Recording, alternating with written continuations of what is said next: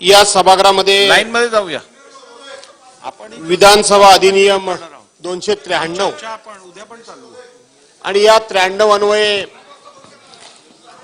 जो प्रस्ताव आला आहे त्या प्रस्तावावर मी माझे विचार व्यक्त करण्याकरता उभा आहे. अध्यक्ष महोदय, या प्रस्तावावर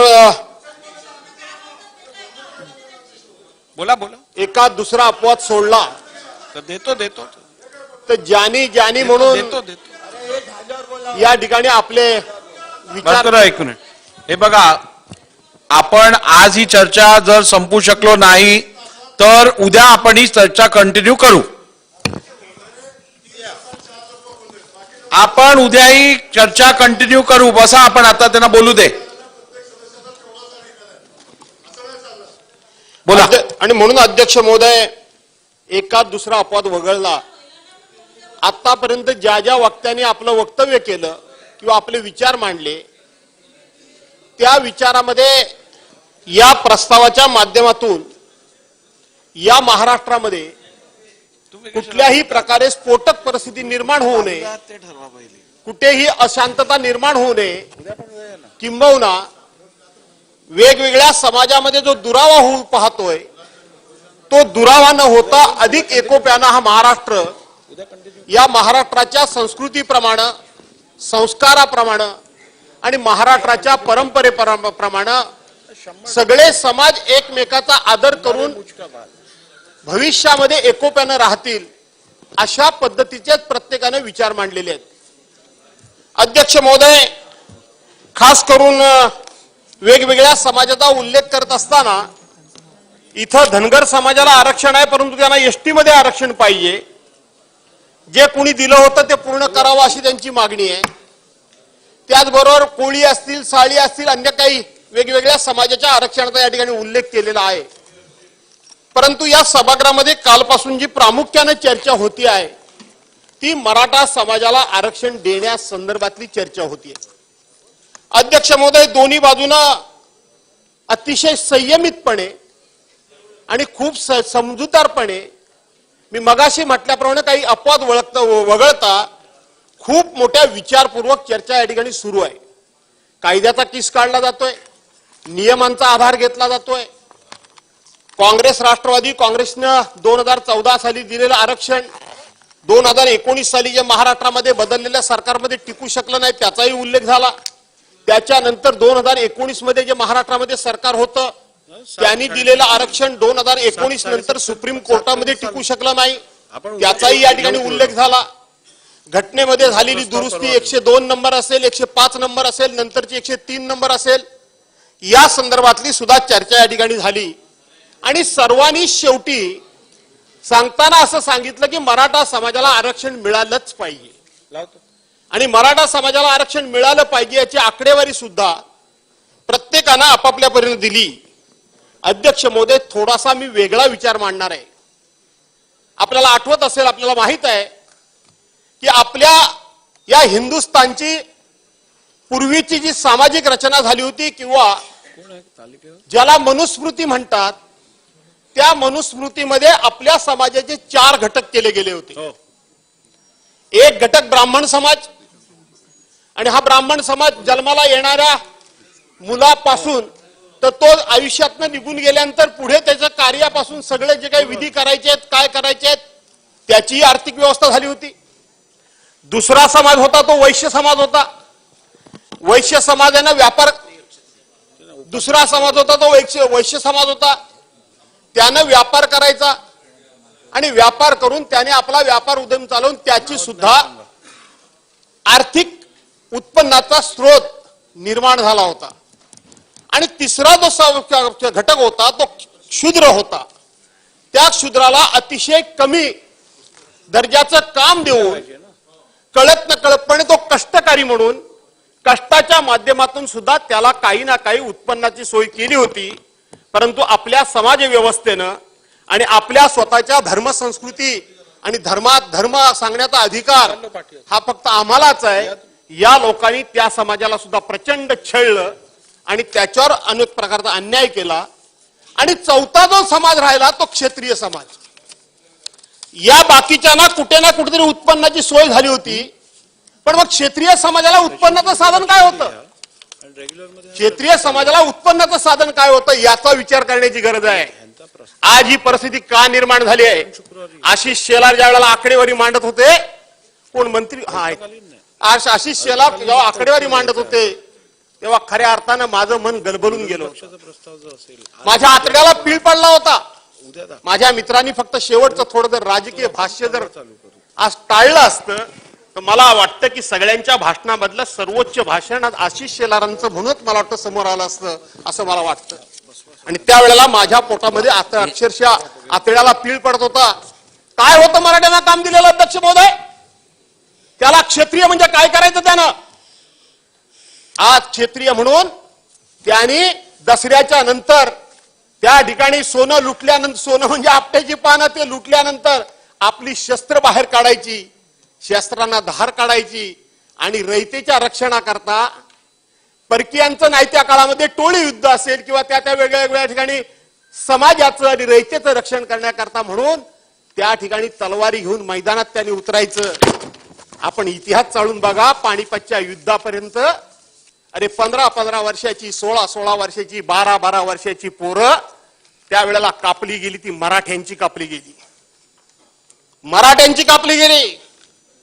आपण छत्रपती शिवाजी महाराजांनी सगळे मावळे गोळा केले, त्यांनी रयत गोळा केली, पण बाकीच्या यज्ञात वेळा जर आपण बघितलं तर ते मराठ्यांनी लढाया लढायच्या आणि लढाया लढणं हेच त्याचं उत्पन्नाचं साधन होतं. दुसरं साधन काय होतं? उत्पन्नाचं साधन मराठ्यांचं हे होतं. आणि त्यांनी स्वतःच्या माना कापून घ्यायच्या आणि आम्ही रयतेचे रक्षण करते ही बिरुदावली मिरवायची. आणि मग 6 महिने 8 महिने लढाई झाल्यानंतर ते पावसाळी आपल्या घरी येत असेल आणि त्यावेळेला शेती जी काय आपली करत असेल, शेती झाली की पुन्हा दसऱ्याचा उत्सव झाला की पुन्हा लढाईवर जायचं, पुन्हा युद्धावर जायचं. स्वातंत्र्य मिळेपर्यंत नाही, या देशामध्ये इंग्रज येईपर्यंत किमान लढाई लढणं हे मराठ्यांचं उत्पन्नाचं तरी साधन होतं. पण इंग्रज ह्या देशामध्ये आले आणि इंग्रजांनी बघितलं आणि हेरलं. आणि इंग्रज खूप चाणाक्ष होते, आपल्या सर्वांना माहित आहे.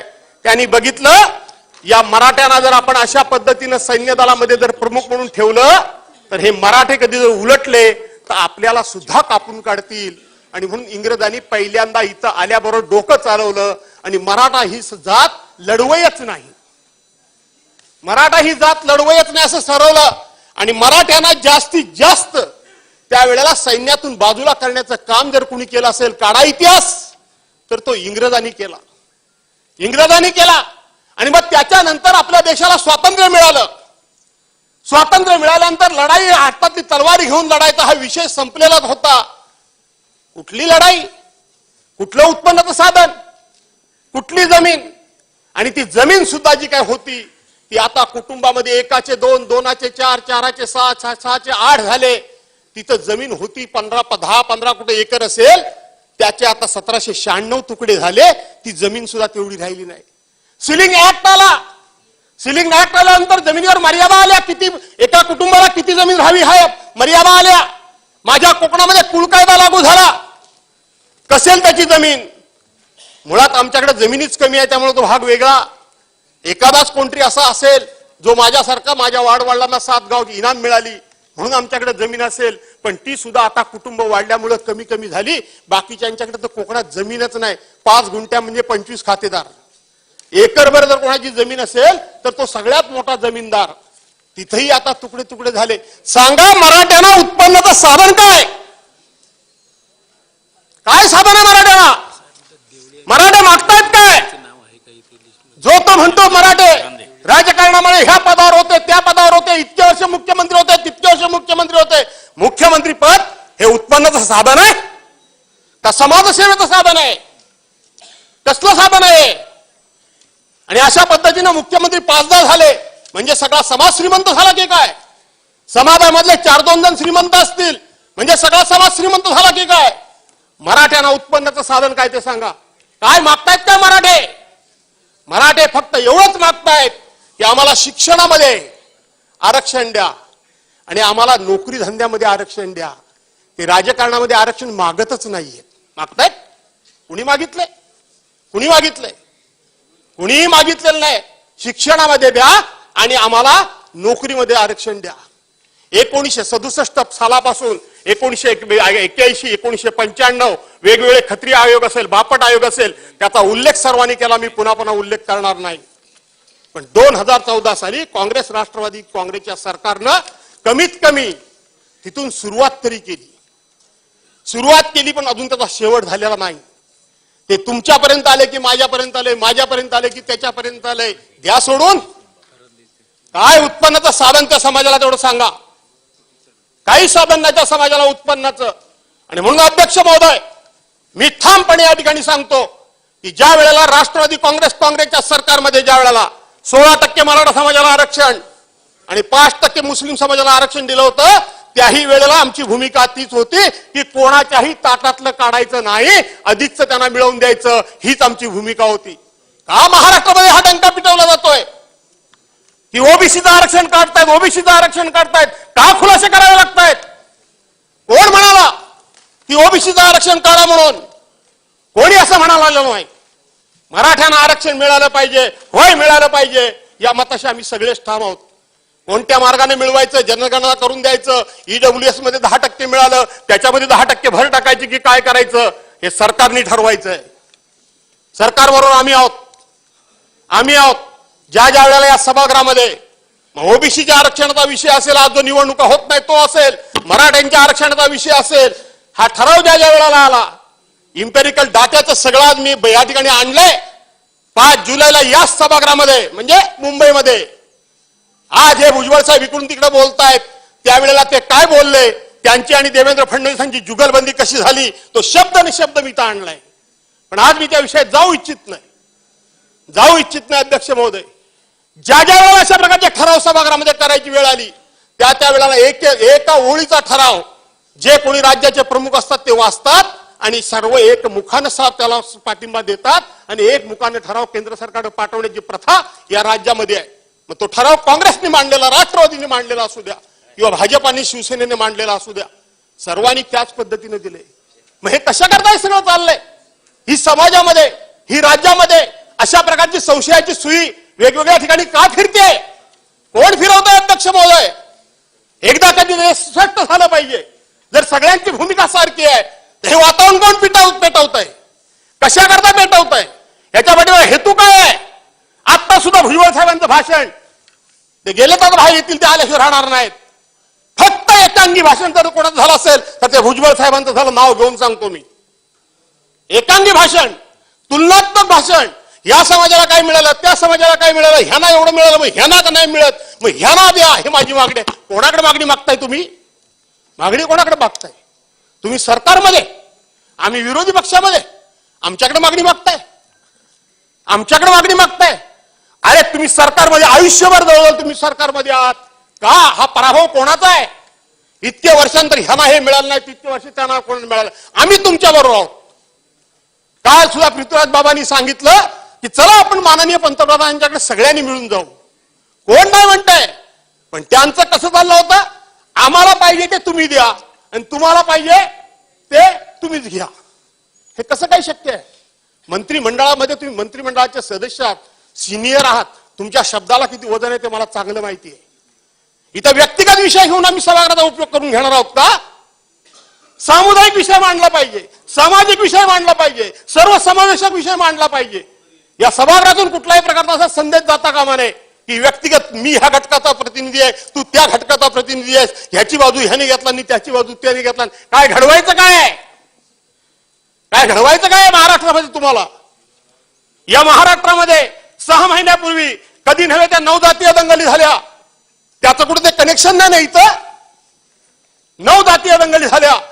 ज्या शाहू महाराजांनी सामाजिक समतेचा धडा आणि सामाजिक समता म्हणजे काय असते त्या सगळ्या समाजाला जो न्याय दिला, त्या शाहू महाराजांच्या कोल्हापूरमध्ये सुद्धा जातीय दंगल होते. हे कधीच घडलं नव्हतं. हे कधी आली होती ना बाहेरून लोक? हे कसं घडू शकतं? काय याच्या पाठीमागं? त्यातला तो एक भाई, मला वाटतं पाठपुरावा झाला नाही म्हणून दुसरं पाणी या ठिकाणी उलटलं गेलंय की काय समाजाच्या नावाखाली. याचा सुद्धा शोध राज्य सरकारने घेतला पाहिजे. राज्य सरकारने घेतला पाहिजे. मनोज जरांगे पाटलांची मी बाजू घेत नाही. अशोकराव चव्हाणांनी सांगितलं की त्यांच्या आयुष्यामध्ये 35 आंदोलनं त्यांनी केली, 35. आम्हाला वाटलं होतं काल परवाच्या ह्या सगळ्या प्रकारानंतर मनोज जरांगे पाटील तोपर्यंत आमच्यासारख्याला कोण होते ते माहितच नाही. खरं सांगायला गेलं तर का लाठीचार्ज झाला, का लाठीचार्ज का झाला? 58 मोर्चे मराठा समाजाचे झाले. जगाच्या इतिहासामध्ये गिनीज बुक ऑफ वर्ल्ड मध्ये ज्याची नोंद झाली, काय नोंद झाली की इतके शिस्तप्रिय, शांतताप्रिय, कुठेही पोलिसाची गरज न लागता, रस्त्यावर कागदाचा एखादा कपटा न टाकता, कोणाच्याही निषेधाची एकही घोषणा न देता 5, 20, 25 लाख लोकांचे मोर्चे शिस्तबद्ध कसे निघू शकतात त्याचा आदर्श अख्ख्या जगाने घेतला. एवढे मोर्चे झाल्यानंतर दंगल कुठं उसळली नाही, एवढी दंगल झाल्यानंतर उसळली नाही. काय सांगताय काय तुम्ही? काय म्हणत होते काल प्रकाशदादा सोळंके? काल तिथं त्यांचं घर जाळलं गेलं, त्याच्यात भावना व्यक्त केली गेली. भुजबळ साहेब काय म्हणाले? ते आयरे माझ्या समोर बसला होता आणि मी एसपीला फोन केला की त्याच्या घरावर ते चालत जातील. 5-6 तासानंतर त्याचं घर खालास झालं. तुम्ही मंत्री ना, 5-6 तासामध्ये एसपीने का का का दखल घेतली नाही? कोणाकडे बोट आहे तुमचं? आमच्याकडे. काल प्रकाश दादा सांगत होते, मीही ते टीव्हीत स्वतःहून बघितलंय. त्यांच्या घराभोवती अनेक पोलीस होते आणि त्यांचं घर जाळलं जात होतं, दगड फेकले जात होते, काय काय केलं होतं आणि पोलीस पाठीवर हात बांधून घेत होते. कुणी त्यांचे हात कुणी बांधले होते? हात कुणी बांधले होते? जे जरांगे पाटील उपोषणाला बसले होते तिथं महिला भजन करत होत्या, सामान्य माणसं होती. कुणी लाठीचार्जचा आदेश दिला? कुणी अश्रुधुराचा आदेश दिला? कुणी गोळीबाराचा आदेश दिला? काय कायदा सांगतो? गोळीबाराचा आदेश कोण साधा एखादा इन्स्पेक्टर त्या ठिकाणी देऊ शकतो? काय इन्स्पेक्टर देऊ शकतो? कोण आहे त्याच्या माग? हे खरं महाराष्ट्राला कळलं पाहिजे. ही एवढी घरं यांची जळेपर्यंत पोलीस कारवाई करत नाही. आणि काय जरांगे पाटलांच्या त्या आंदोलनामध्ये पोलिसांना मार पडला. अरे त्याला कव्हर फायर म्हणतात, कव्हर फायर. ही कव्हर फायर आहे. पोलिसांना मार पडला नसेल असं माझं म्हणणं नाही. पहिली सुरुवात कुणी केली ती शोधा. त्या ठिकाणी भजन पूजन करणाऱ्या महिला, वर्षा 1.5 वर्षाची बालक जखमी कशी झाली? दुसरी गोष्ट, 40 दिवस झाले ते म्हणतात अजून कोणाला अटक केलं नाही, कोणावर गुन्हा दाखल झाला नाही. खरं जर असेल तर मनोज जरांगे पाटलांच्या वरती इथं गृह खात्यातर्फे 4 दिवस झाले नाहीत, 2 दिवस झाले नाहीत, त्यावेळेला आम्ही 307चा गुन्हा दाखल करणार आहोत, 353चा गुन्हा दाखल करणार आहोत. या मुलाखती झाल्या की नाही झाल्या? कोण जाणार आहे? आता हे जे काय सांगतात की त्यांनी जायला पाहिजे होतं दवाखान्यात, त्यांनी जायला पाहिजे होतं पोलीस स्टेशनमध्ये, कोण जाईल? स्वतःच्या हाताने स्वतःचा पुरावा निर्माण केल्यासारखं होईल. हे बघा मला पोलिसांनी मारले, मला लागले, याचा अर्थ तू होतास, पकड याला. कधीही कुठेही दंगल झाली, जातीय दंगल झाली, समाजामध्ये दंगल झाली तर कोणती कलम कधी लावली जातात याचा दुरान्वयाने पहिल्यांदा उल्लेख केला जात नाही. कायद्यामध्ये तरतूद ही आहे की पहिल्यांदा सामाजिक शांतता होऊ द्या आणि मग नंतर आयडेंटिफाय करून सगळ्यांना शोधून त्यांच्यावर कलम काय लावायची ते लावूया. इथं तर मला हा पहिलाच वेगळा प्रकार दिसला की अगोदरच कलम जाहीर. कोण येईल? कोणी येणार नाही, पण याने शांतता मिळणार नाही. काल अशोकराव चव्हाणांनी सांगितलं ते बरोबर सांगितलं. एक सामान्यातला सामान्य माणूस ज्याला काही मिळवायचं नाही, त्याने फक्त आणि फक्त समाजाचा विश्वास पाठीशी निर्माण केलाय, तो समाज त्याच्याकरता काहीही करायला तयार होईल. त्याला राजकीय फायदा काहीच उठवायचा नाही. आणि आता तर राजेश भैयाने सांगितलं की माझ्या कारकिर्दीत सुद्धा हा माणूस सातत्याने 190 दिवस त्यांनी उपोषण आणि मोर्चे काढले होते. आणि म्हणून अध्यक्ष महोदय, माझी विनंती आहे की सभागृहाचा डेकोरम जो बिघडवायचा प्रयत्न होतोय तो होऊ देऊ नका. सर्वांनी अतिशय दर्जेदार चर्चा केल्या. सर्वांना सामाजिक या ठिकाणी सलोखा पाहिजे, कुठेही वाद नको आहे. मराठा समाज तुम्ही सगळे म्हणता, अरे एकाची इतकी वाईट परिस्थिती आहे जे आम्ही कोकणातून येतो, त्या कोकणामध्ये आम्ही कधी गरिबी म्हणत नाही, आम्ही कधीच गरिबी म्हणत नाही. पण आमच्याकडे एक पद्धत आहे की 7 दिवस जेवायला नसलं ना तरी बाहेरून जेव्हा घरातून येईल तेव्हा 5 वर्षाच्या भरणीतलं शिळं तूप कुठलं तरी मिशीला लावून येणार. म्हणजे तेल पण नाही भाजीत टाकायला. रुबाब काय आमचा की आम्ही या ठिकाणी मिशीला पीळ भरून येतो हे दाखवतो, पण घरात परिस्थिती काय असते ती प्रत्येकाला माहिती आहे. आम्ही नशीबवान आहोत. आमच्याकडे कोणी कर्ज काढत नाही सावेजी, कोणीच काढत नाही. आम्ही कर्ज काढत नाही. आमच्याकडे कुठलाही मुलीबाळींच्या लग्नामध्ये आम्हाला हुंडा द्यावा लागत नाही. आम्ही कोणाकडनं घेत नाही, आम्हाला द्यावा लागत नाही. तुमच्या मराठवाड्यात विदर्भात मी ऐकलंय, खरं असेल तर रागवू नका माझ्यावर. शिपाई जर नवरा जर एखाद्या मुलीला मिळाला तर त्याचा हुंड्याचा रेट ठरलेला आहे. क्लार्क मिळाला तर त्याचा हुंड्याचा रेट ठरलेला आहे. साहेब मिळाला तर त्याचा आणखीन हुंड्याचा रेट ठरलेला आहे. माझ्या कोकणामध्ये हे नाही. माझ्या कोकणामध्ये सर्वसाधारणपणे दोघे एकत्र बसतात. किती लाखात लग्न होईल? 5-7 लाख रुपये. चला अर्धे अर्धे दोघांनी करूया. ते दोघांनी करूया. दोघांची शक्यता नसली तर मी आता म्हटल्याप्रमाणे एखादा क्लार्क असेल, साहेब असेल, तर लगेच 4 लोक म्हणतात काय करायचे तुला मुलीकडचे पैसे, तू एवढा पगार घेतोस ना, सगळा खर्च तूच कर. आमच्याकडे मुलगी झाली तेवढाच आनंद, मुलगा झाला तेवढाच आनंद. मुलगी पण सारखी, सून पण सारखी. आम्ही नशीबवान आहोत. पण मी महाराष्ट्रातल्या आदरणीय पवार साहेबांनी मला राज्याचा अध्यक्ष केला होता. मी महाराष्ट्रातल्या कानाकोपऱ्यात फिरलोय. मी महाराष्ट्रातल्या वेगवेगळ्या भागाची परिस्थिती बघितली आहे. आजही मी महाराष्ट्रामध्ये शिवसेनेचा नेता म्हणून फिरतोय. मी लोकांचं प्रबोधन करण्याचा प्रयत्न करतोय. पण इतकी मराठा समाजाची परिस्थिती वाईट आहे की सांगता येत नाही आणि सहनी होत नाही. ही परिस्थिती आहे, ही परिस्थिती आहे. आणि म्हणून अध्यक्ष महोदय, मी फार भाषणाची लांबड लावत नाही.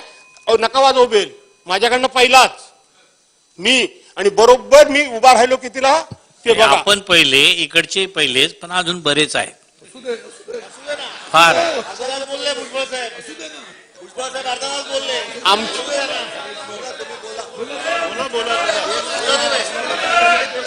हा बोला बोला.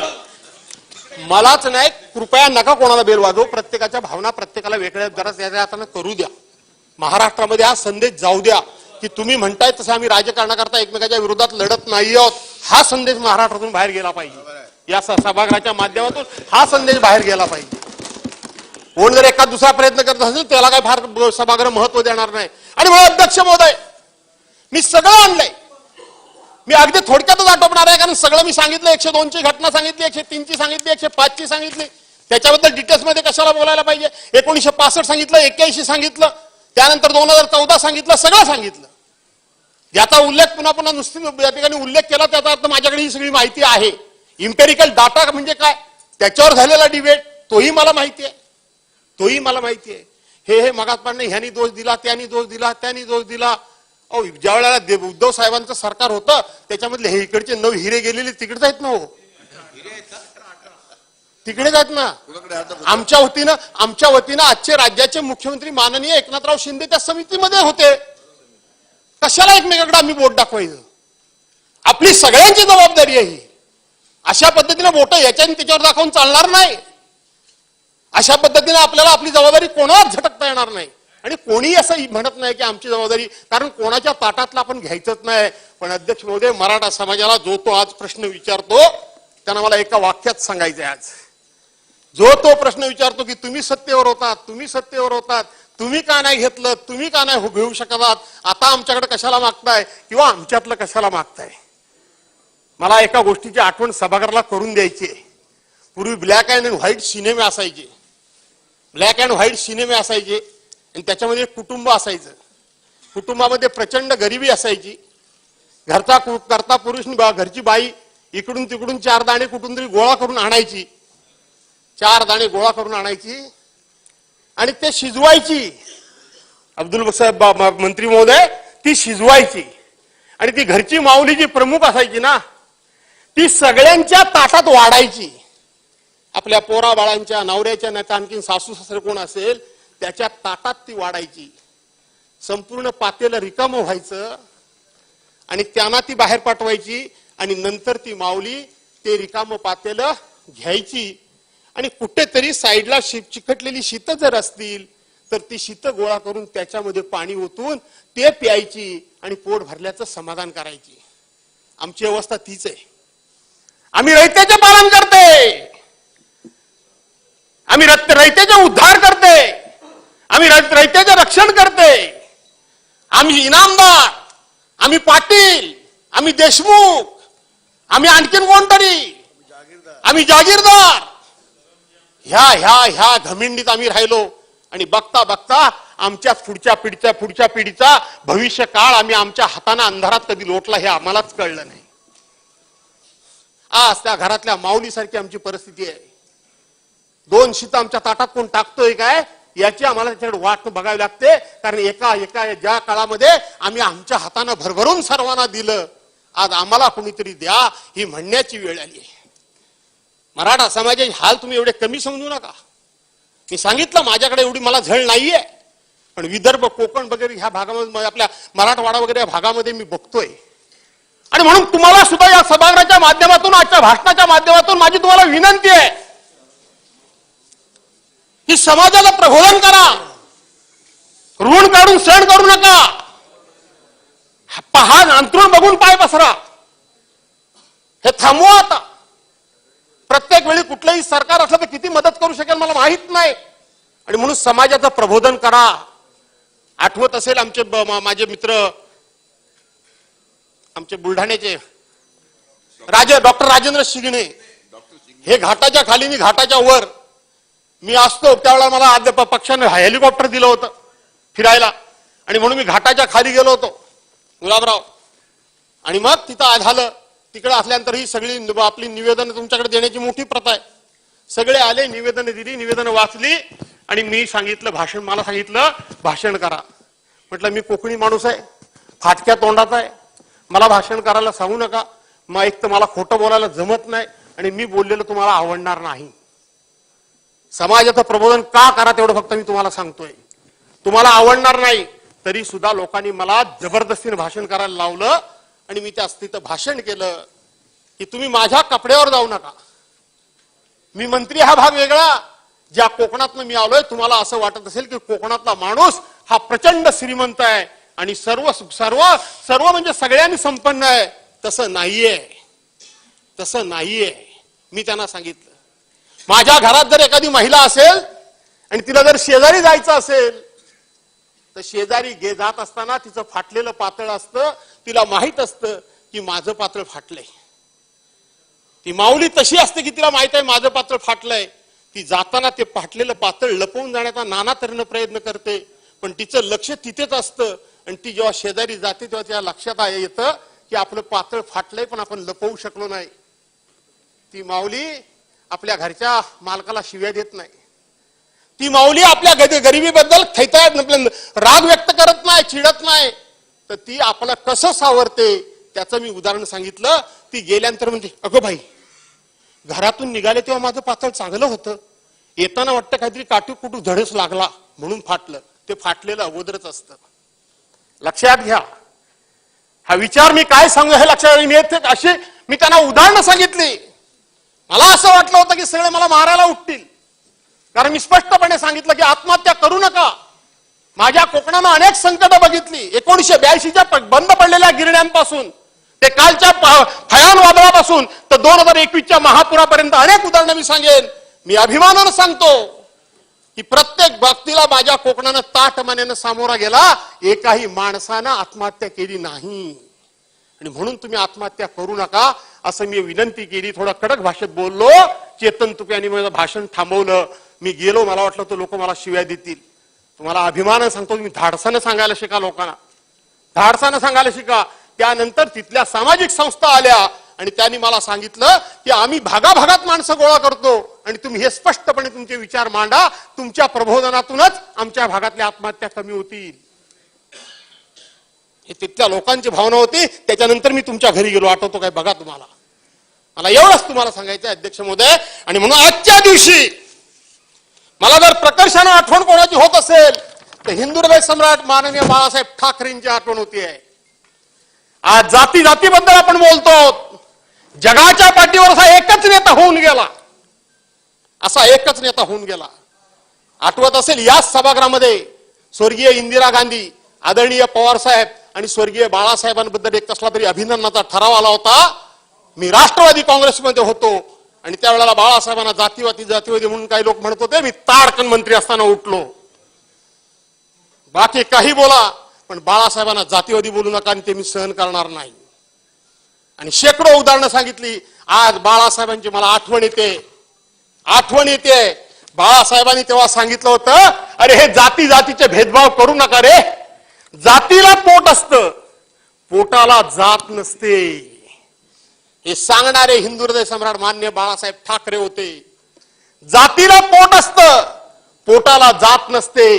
जात बघून ही सगळी सरकारी पैशांची विभागणी करू नका. तर ज्याच्या पोटाला भूक आहे तो कुठल्याही जातीचा असू द्या, त्याला मदत करा.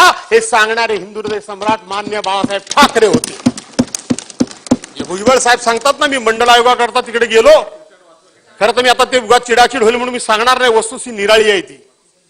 पण मी त्या आता भानगडीत जाऊ इच्छित नाही.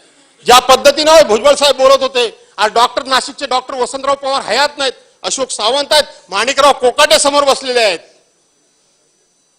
सांगायला गेलं तर सामाजिक द्वेष प्रत्येक कुठे कुठे भरलेला आहे, हे सगळं मला माहिती आहे. आणि म्हणून जे मुद्दे या ठिकाणी मराठा समाजाला आरक्षण देत असताना दुसऱ्याच्या ताटातलं कोणाचंही काढून घेऊ नका.